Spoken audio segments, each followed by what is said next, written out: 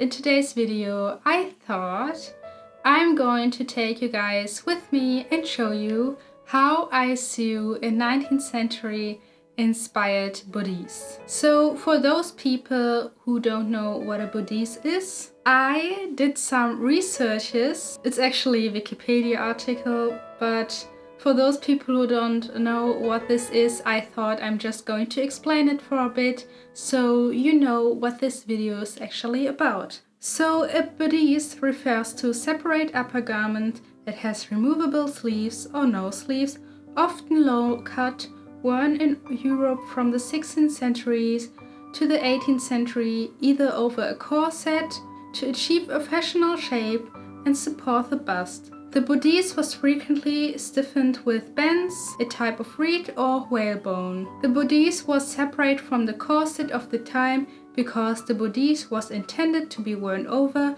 the other garments and the others were undergarments. So a bodice is in general different from a corset because a corset was basically an undergarment that was worn under your clothes, and a bodice was something that you put over your clothes to create like a more shapier look. So before I started to sew or to actually do anything, I always like to make myself a cup of tea. And if you watched my other videos, you guys know that I'm an absolute tea addicted person and I can't do anything without having a cup of tea.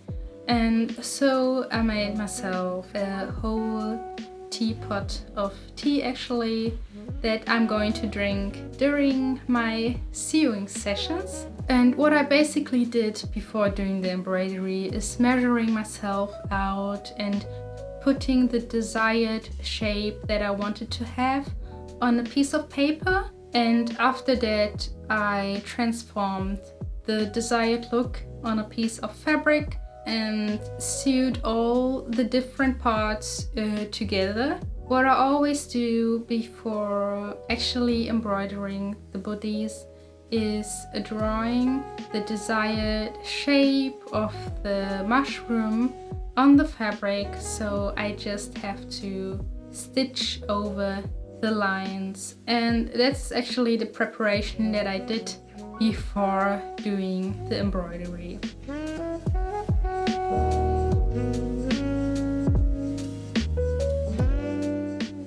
Embroidering the front part of the bodice is actually the part that takes the longest. I usually take like up to 3 to 4 hours until I'm finished with this.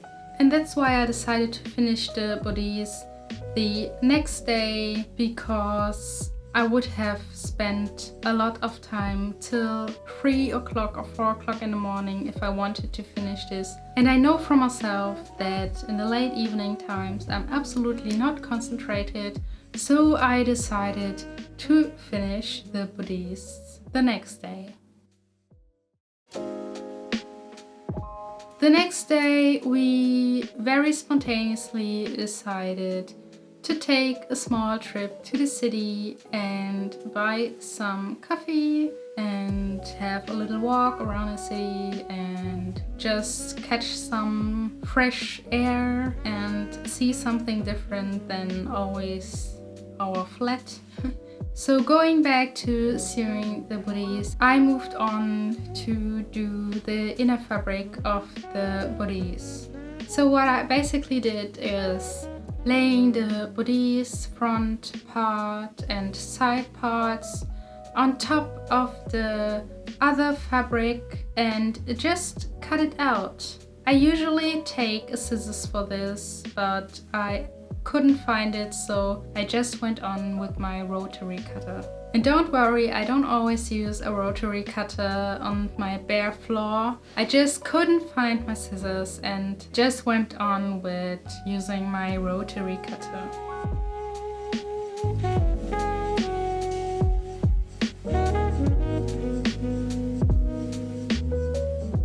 So after cutting out the different bodice parts, I of course needed to iron everything so the whole garment looks more clean and flat and professional, and it's actually a lot easier to sew everything together when there are no wrinkles in it. After this part, I pinned all the garments with the green garment right sides together and sewed them together. After ironing all the parts again, I moved on to the next part and created the boning tunnels.